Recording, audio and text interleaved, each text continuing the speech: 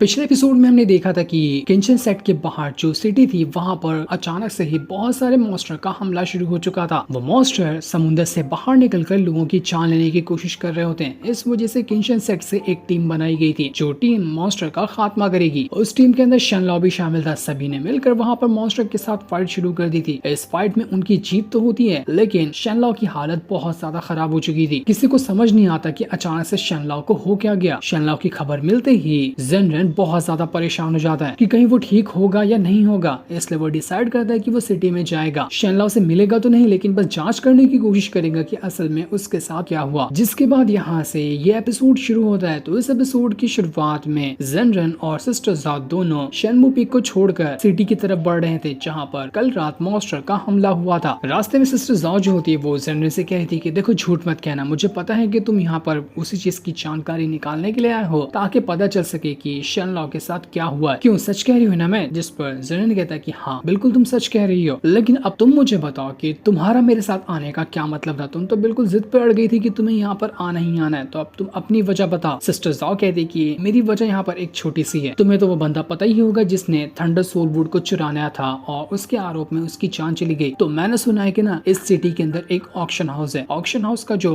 मालिक है वो उसी बंदे का पोता है। तो मैं सोच रही थी कि मैं यहाँ से ऑक्शन हाउस में जाऊँ, क्या पता हमें उस मालिक से बात करने के बाद कुछ पता चल जाए कि थंडर सोल वुड का मास्टर ज़ेन के हेवन में ना जाने से क्या कनेक्शन है। तो वही की जानकारी निकालने के लिए मैं यहाँ से ऑक्शन हाउस में जाना चाहती हूँ। सिस्टर जाओ ये सारी बात बता ही रही थी कि तभी वहाँ पर जेनरेन जो होता है वो अपनी पावर का इस्तेमाल कर लेता है और पावर का इस्तेमाल करते हुए उसने समुद्र के अंदर ही अटैक कर दिया था, जहाँ पर से वो मॉन्स्टर वगैरह निकले थे। जेनरेन का जो अटैक था वो समुद्र के अंदर जाते हुए सीधा उसी जो मॉन्स्टर का किंग था उसके सर के ऊपर जाकर लग जाता है, जिसका सर कटा हुआ था, लेकिन उसके सर के ऊपर एक अजीब सा होल बना हुआ था और उस होल के अंदर से किसी तरह की पावर बाहर निकल रही थी। जेनरेन ये देखकर थोड़ा सा हैरान रह जाता है। हमें बताया तो नहीं जाता कि इस पावर को देखकर जेनरेन को क्या समझ में आया, लेकिन उसे कुछ न कुछ तो समझ आया था कि आखिर शनलॉ के साथ यहाँ पर क्या हुआ होगा। वो सिस्टर जाओ को कुछ बताता नहीं, उससे कहता है कि ठीक है, अगर तुम्हें ऑक्शन हाउस चलना है ना तो मैं भी तुम्हारे साथ चलता हूँ, तुम्हें कंपनी मिल जाएगी। इसके बाद वो दोनों सिटी के अंदर पहुंच जाते हैं जहाँ पर ऑक्शन हाउस मौजूद है, लेकिन सिटी के ऊपर एक फॉर्मेशन लगा हुआ है। सिटी के अंदर जिसको भी जाना होता है वो सबसे पहले एक इनविटेशन कार्ड दिखाता है सिपाहियों को, उसके बाद ही से अंदर जाने दिया जाता है। कोई भी जबरदस्ती अंदर नहीं घुस सकता। जिसके पास भी इनविटेशन कार्ड होता है उसकी सिपाही अच्छे से जांच करते हैं। इस चीज को देखकर जेनरेन और सिस्टर जाओ दोनों परेशान हो जाते हैं कि हमारे पास तो कोई भी इनविटेशन कार्ड नहीं है, तो अब हम यहाँ से ऑक्शन हाउस के अंदर कैसे ही जाएंगे। जेनरेन कहता है मेरे पास एक अच्छा आइडिया, चलो हम अपनी स्वॉर्ड निकालते हैं, एक साथ सबको काटते हुए अंदर घुस जाएंगे। क्यों, क्या कहती हो, मेरा कैसा लगा ये प्लान? सिस्टर जाओ तो उसकी बात सुनकर हैरान ही रह जाती है कि बाप रे, ये पागल हो गया कि सबको मारते हुए जाएंगे तो थोड़ी ना चलेगा, ये छोटा मोटा सेक्ट थोड़ी, हमें कुछ और प्लान सोचना पड़ेगा। तो वो दोनों यहाँ पर सोच में पड़ जाते हैं कि आखिर अंदर कैसे जाया जा सकता है। क्या नकली यहाँ पर इनविटेशन कार्ड नहीं बनाया जा सकता? लेकिन उन्हें ये भी पता चलता है कि नकली इनविटेशन कार्ड भी नहीं बनाया जा सकता, क्योंकि हर इनविटेशन कार्ड के अंदर जो बंदा अंदर आने वाला रहता है उसके 10 फिंगरप्रिंट लगे होते हैं। सिपाही फिंगरप्रिंट मैच करते हैं, उसके बाद ही उन्हें अंदर आने देते हैं। तो नकली इनविटेशन कार्ड बनाने के बाद भी वो फिंगरप्रिंट के टाइम पे फंस जाएंगे। वो दोनों परेशान थे कि लगता है अब यहाँ से रिटर्न जाना पड़ेगा, हमारे पास अंदर जाने का कोई दूसरा रास्ता ही नहीं बचा है। जेनरेन कहता है चलो जो होगा देखा जाएगा। चलो अपनी फ्लाइंग स्वॉर्ड पे खड़े होते हैं और डायरेक्ट अंदर घुस जाते हैं, देखते कौन क्या ही उखाड़ सकता है। तभी वहाँ से कुछ इमॉर्टल वगैरह गुजर रहे थे जो कि सिटी के ही सेट के मेंबर है। वो लोग भी अपनी फ्लाइंग स्वॉर्ड से सवार होकर आए थे। तो इसी मौके का फायदा उठाते हुए सिस्टर जाओ और जेनरेन भी अपनी स्वॉर्ड पे सवार होकर डायरेक्ट सिटी के अंदर घुस जाते हैं। सिपाही को थोड़ा बहुत शक भी होता है कि नहीं, यहाँ पर कोई ऐसा लग रहा है कि घुसपैठिया अंदर घुसा है, लेकिन बाकी सिपाही कहते हैं कि नहीं नहीं, जरा ध्यान से देखो, हमारे ही सेट के डिसाइपल वगैरह फ्लाइंग स्वॉर्ड से होते हुए आ रहे हैं। तो सिपाही लोग इस चीज पे उतना ध्यान भी नहीं देते और बड़ी आसानी के साथ जेनरेन और सिस्टर जाओ अपनी फ्लाइंग स्वॉर्ड पे सवार होकर सिटी के अंदर पहुंच चुके थे। किस्मत यहाँ पर उनका साथ दे दी थी। इसके बाद वो दोनों आगे बढ़ते हुए उस ऑक्शन हाउस के पास आकर पहुंच चुके थे, जो कि बहुत ही बड़ा ऑक्शन हाउस होता है और इसी का मालिक है उस बंदे का पोता जो थंडर सोल वुड को चुराने के आरोप में मर गया था। उन दोनों को यहाँ पर उसी मालिक से बात करनी थी, लेकिन वो दोनों ऑक्शन हाउस के अंदर घुसे ही क्या थे कि वहाँ पर एक एल्डर आ जाता है जो कि ऑक्शन हाउस को कराता है। वो उन दोनों को रोकते हुए कहता है कि मेहमान, अगर आपके पास इनविटेशन कार्ड है ना ऑक्शन हाउस के अंदर आने का तो वो दिखा दीजिए, उसके बाद मैं आपको अंदर आने दूंगा, क्योंकि यहाँ पर जिनके पास कार्ड होता है वही अंदर आ सकते हैं। जेनरेन और सिस्टर जाओ फिर से परेशान कि यार सिटी के अंदर घुसने के लिए भी कार्ड लगता है और ऑक्शन हाउस के अंदर भी घुसने के लिए कार्ड लगता है, दोनों कार्ड हमारे पास नहीं है, अब हम यहाँ पर क्या करेंगे? हमारा प्लान तो पूरा चौपट हो गया। जेनरेन के पास एक सोने से बना हुआ जेड था, तो वो जेड निकाल कर उस एल्डर को दे रहा होता है कि आप इसको रख लो। वो एल्डर कहता है कि ये जेड बहुत ही ज्यादा कीमती है और काफी अच्छा भी है, इसको मैं ले तो सकता हूँ लेकिन मैं नहीं लूंगा क्योंकि ये रूल के खिलाफ हो जाएगा। माफ करना, आपको अपना कार्ड दिखाना पड़ेगा, कार्ड नहीं है तो आप दोनों यहाँ से रिटर्न जा सकते हैं। प्लान फेल होता देखकर दोनों फिर से परेशान हो जाते कि अब करे तो करे क्या। सिस्टर जाओ के पास भी कुछ ऐसा नहीं था जिसे देखकर वो अंदर जा सकती है। तब जेनरेन अपने पास से एक हेवनली पिल को बाहर निकालता है जो कि बहुत ज्यादा हाई लेवल की पिल होती है। उसको देखकर तो एडर की आंखें फटी की फटी रह जाती है। वो यकीन नहीं कर पा रहा था कि हेवन लेवल की पिल यहाँ पर कैसे आई। वो फट से जेनरेन से वो पिल लेता है और डब्बे में भरकर डाल देता है और जेनरेन सिस्टर जाओ से कहते हैं कि आइए आइए, आपका वेलकम है, आप बिल्कुल अंदर आ सकते हैं। थोड़ी सी हाई लेवल की पिल क्या इसके हाथ में पड़ी, इसने तो फट से अपने रंग ही बदल दिए। वो उनको रिस्पेक्ट देकर अंदर बुलाने लग गया था। सिस्टर जाओ एकदम हैरान कि ये हेवन लेवल की पिल जेनरेन के पास कैसे आए। इसने शेनमू पीक के अंदर से तो इसको नहीं लिया क्योंकि शेनमू पीक के अंदर भी ऐसी पिल नहीं थी। यहाँ से बहुत दूर एक स्पिरिचुअल माउंटेन है, वहाँ के हर्ब से ये हेवन लेवल की पिल बनाई जा सकती है। तो इसका मतलब जेनरेन ने खुद ये पिल बनाया, क्या ऐसा कैसे हो सकता है। वो यही बात को सोचते सोचते ऑक्शन हाउस के अंदर आ चुकी थी, जहाँ जितने भी लोग ऑक्शन खेलने के लिए आए हुए थे सभी को एक एक अलग अलग कमरा दिया जाता है। वहीं पर बैठ कर उन लोगों को बोली लगानी है जो भी सामान बिकने के लिए यहाँ पर आएगा। सिस्टर जाओ यहाँ पर जेनरेन से कहती है कि हमें यहाँ पर ना कुछ गलत कदम नहीं उठाना है। हम यहाँ पर इस ऑक्शन हाउस का जो मालिक है ना उसको वार्न नहीं कर सकते कि हम यहाँ पर उससे क्या पूछने के लिए, वरना हो सकता है कि वो यहाँ से पहले। तो हमें सारी चीजें ऑब्जर्व करनी है ताकि हमें कोई ना कोई क्लू मिल जाए जिससे हम पता कर पाएंगे कि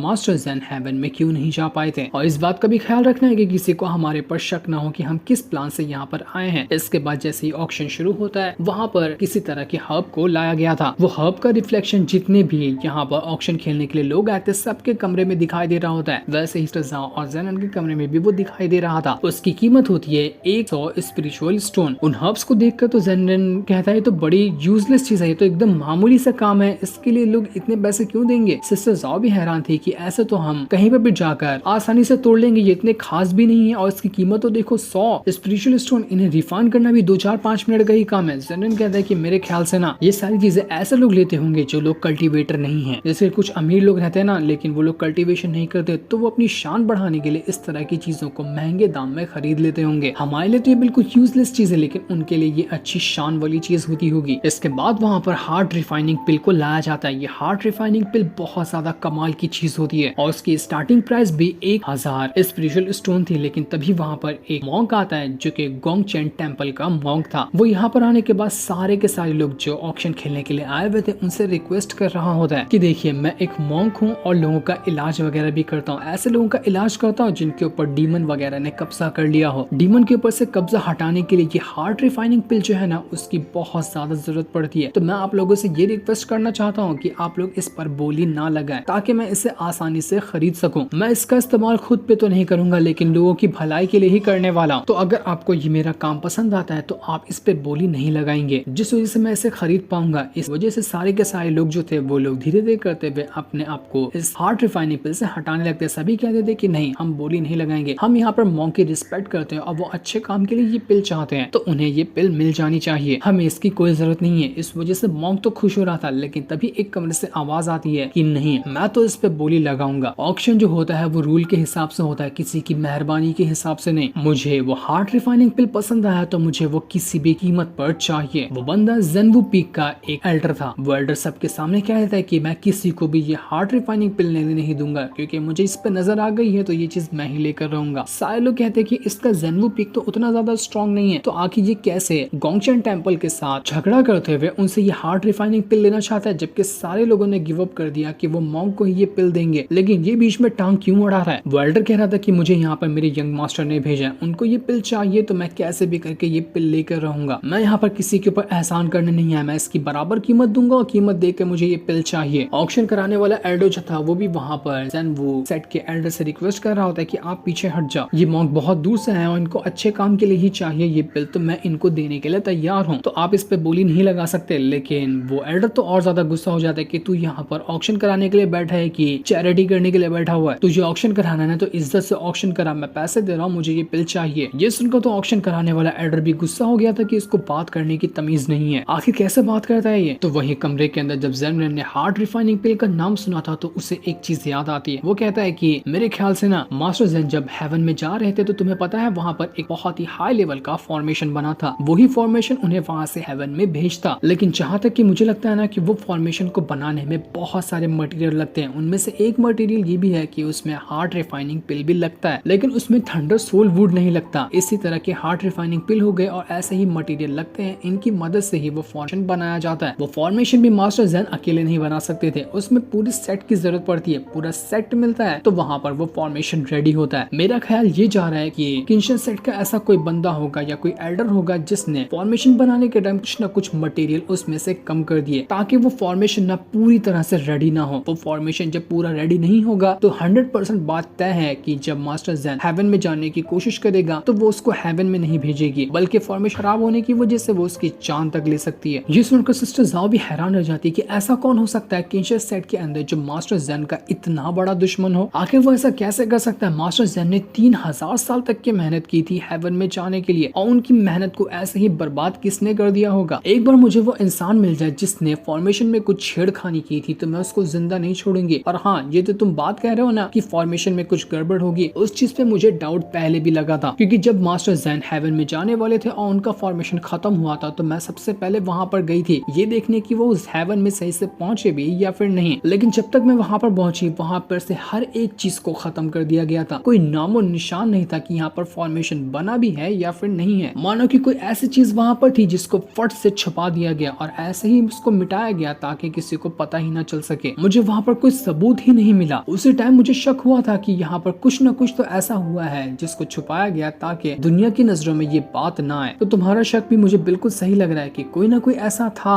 जो नहीं चाहता था कि मास्टर ज़ेन हेवन में जाए। हमें उस इंसान का पता लगाना है। ज़ेन कहता है कि ठीक है, तो हमें यहाँ पर ना अब और ज्यादा रुकने की कोई जरूरत भी नहीं है, क्योंकि हमें पता है कि थंडर सोल वुड से वो फॉर्मेशन को कोई नुकसान नहीं हुआ। तो हम यहाँ पर उस बंदे के पोते से बात करके भी कोई मतलब नहीं निकाल पाएंगे, तो हमें यहाँ से चलना चाहिए। लेकिन हाँ, जाने से पहले मेरा एक छोटा सा काम है, उसको करके जाता हूँ। इसके बाद ज़ेन वहाँ पर अपने पास उसके एक हाई लेवल का डिवाइन ग्रास था, वो कीमत लगा देता है और सभी से कहता है कि मैं इस हार्ट रिफाइनिंग पिल के बदले ये डिवाइन ग्रास देना चाहता हूँ। ये सुनकर सारे लोगों की बोलती बंद हो जाती है, क्योंकि डिवाइन ग्रास की जो पावर है वो हार्ट रिफाइनिंग पिल से भी ज्यादा है। सब लोग अपने कदम पीछे रख लेते हैं, क्योंकि किसी के पास डिवाइन ग्रास से बढ़कर कोई चीज थी ही नहीं जिसके बदले वो हार्ट रिफाइनिंग पिल को ले पाएंगे। ज़ेन वू सेट का जो एल्डर था वो बहुत ज्यादा गुस्सा हो जाता है कि ज़ेन ने ये ठीक नहीं किया। उसने मुझसे हार्ट रिफाइनिंग पिल तो ऑक्शन में खरीद लिया, लेकिन ऑक्शन के बाहर मैं उसकी जान देकर से वो हार्ट रिफाइनिंग पिल ले लूंगा। इसके बाद ज़ेन बड़ी आसानी के साथ वो हार्ट रिफाइनिंग पिल को खरीद लेता है। ऑक्शन कराने वाला एल्डर उसको लाकर वो पिल का बॉक्स दे देता है, जिसे लेकर ज़ेन और सिस्टर ज़ाओ दोनों वहां से निकल जाते हैं। उनको अब बस वो पता करना था कि आखिर किसने किंशन सेट के पीक मास्टर ने यहाँ पर गड़बड़ी की फॉर्मेशन बनाते टाइम, जिसकी वजह से मास्टर ज़ेन हेवन में नहीं जा पाए। एक हिसाब से ज़ेन करीब पहुंचते जा रहा था उस चीज के, ताकि उसको पता चल सके कि पिछली लाइफ वाले मास्टर ज़ेन को मारने के पीछे किसका हाथ था। उसकी 3000 साल की मेहनत बर्बाद हुई है, वो उस इंसान को तो नहीं छोड़ेगा जिसने भी उसको मारने की प्लानिंग की थी। अब ज़ेन और सिस्टर ज़ाओ जैसे ही ऑक्शन हाउस के बाहर आए थे, वहाँ पर वो एल्डर अपने सारे साथियों के साथ उन दोनों को घेर लेता है ताकि उनको मारकर उनसे वो हार्ट रिफाइनिंग पिल को छीन सके। सिस्टर ज़ाओ वहाँ पर कहती है कि अगर यहाँ पर खड़ा हर एक इंसान मरना नहीं चाहता है तो अपने कदम पीछे कर लो, वरना यहाँ पर एक एक की लाशें बिछा दी जाएगी। ये सुनकर थोड़े लोग घबरा भी जाते हैं, लेकिन वो एल्डर कहता है कि बच्ची ज्यादा हवा में उछल रही हो क्या? देखो, मैं तुम्हें एक ऑफर देता हूँ, इज्जत से वो हार्ट रिफाइनिंग बिल हमारे हवाले कर दो, हम तुम्हें जिंदा छोड़ देंगे, वरना तुम दोनों को मरना होगा। इसके बाद वो अपने सारे सिपाहियों से कह देता है कि सिपाहियों, तलवार तैयार रखो, हम सब मिलकर इन दोनों को यहाँ पर काट डालेंगे। वो एल्डर भी पूरे एटीट्यूड के साथ अपनी मियान के अंदर से तलवार को निकालने की कोशिश कर रहा था, लेकिन सिस्टर ज़ाओ को तो यहाँ पर कोई फर्क ही नहीं पड़ता। वो बिंदास एकदम शांति के साथ वहाँ पर खड़ी हुई थी और शांति से खड़े होकर वो अपनी मास्टर ज़ेन की जो स्वॉर्ड थी उसको बाहर निकाल लेती है। उसकी मदद से उसने बिजली की रफ्तार के साथ एक एक करते हुए जितने भी सिपाही थे एल्डर के, सभी को कुछ मिली सेकेंड वहाँ पर मार कर मौत के घाट उतार दिया था। सबके सब कुछ मिली सेकेंड के अंदर ही मर चुके थे। जब यहाँ पर सारे सिपाही मर जाते, सब कुछ खेल खत्म हो गया था, तब जाकर वो एल्डर अपनी मियान से तलवार बाहर निकालता है। उसको इतना टाइम लग गया था जब तक कि सबका सब खेल ही खत्म हो गया। वो हैरान रह जाता है कि अरे क्या हुआ, मेरे सिपाही कैसे मर गए इतनी जल्दी? ये फ्लैश की बहन है क्या? इसको क्या हो गया? ये इतनी फास्ट तलवार कैसे चला सकती है? उसकी फटकर हाथ में आ गई थी, तो वो वहां से अपनी जान बचाकर भागने की कोशिश करता है कि भाई गलत इंसान से पाला पड़ गया। सिस्टर ज़ाओ जो होती है वो ज़ेन से कहती है कि ज़ेन, क्या तुम यहाँ पर इसको मारना चाहोगे? सिपाहियों को तो मैंने मार दिया, एल्डर को जरा तुम तो मारो। ज़ेन कहता है कि अरे मैंने बहुत दिनों से किसी की जान नहीं ली, तो थोड़ा मन नहीं कर रहा है किसी को मारने का, अस्कत लग रही है मुझे। सिस्टर ज़ाओ कहती है कि अच्छा, इतने दिन से किसी की जान नहीं ली, उस टाइम किसने मारा था जब वो पीक मास्टर मुझे मारने की कोशिश कोशिश कर रहा था तो तुमने एक ही स्लैश के अंदर उस पीक मास्टर की जान ले ली थी। जेनन कहता है कि अच्छा तो तुम्हें याद है, मुझे लगा था तुम भूल गई होगी। चलो जाओ तुम इसको मार दो, बाद में कोई अच्छा और ताकतवर दुश्मन आएगा ना तब मुझे बताना, उसको मैं मारूंगा। ये तो बच्चे लोग हैं, इनके साथ फाइट करके मजा भी नहीं आएगा। जिस पर सिस्टर जाओ कहती है जैसे तुम्हारी मर्जी। इतना कहने के बाद वो जैसे अपनी स्वॉर्ड को चलाती है कि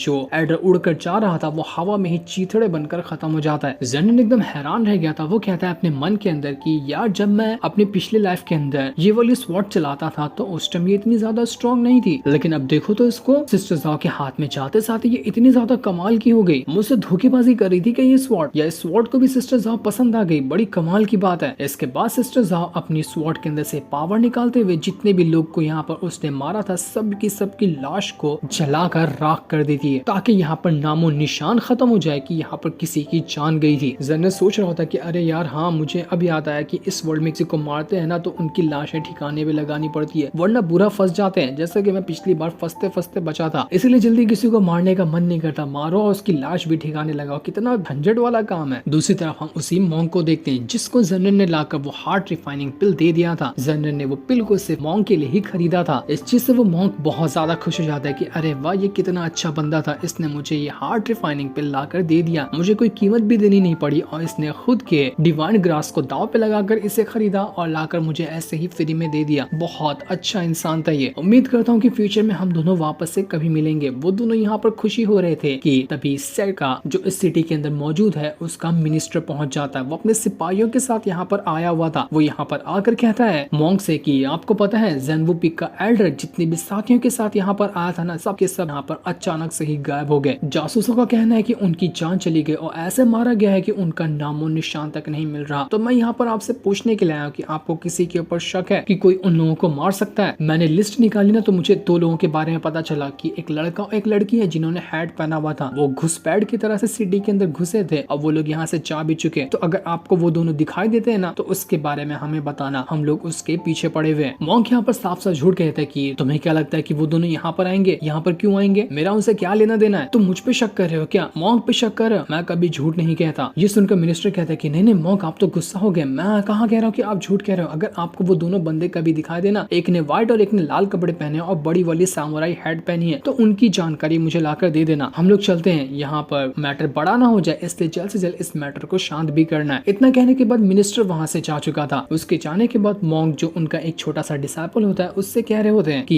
कभी भी भलाई के लिए झूठ बोलना पड़े ना तो थोड़ा बहुत झूठ चल भी जाता है। तो किसी के सामने मुंह मत खोलना कि वो दोनों यहाँ पर आए थे और उन्होंने हमें हार्ट रिफाइनिंग पिल दी है। उम्मीद है कि तुम मेरी बात को समझ गए होगे। क्यों समझ गए ना? जिस पर वो डिसाइपल कहता है कि जी मास्टर, मैं बिल्कुल समझ गया, मैं किसी के सामने नहीं बताऊंगा कि वो दोनों यहाँ पर आए थे। इसके बाद वो मॉन्क उस डिसाइपल को लेकर प्रैक्टिस करवाने के लिए अंदर टेंपल के चले जाते हैं। जो सीन दिखाते ही ये एपिसोड यहीं पर एंड हो जाता है। Thanks for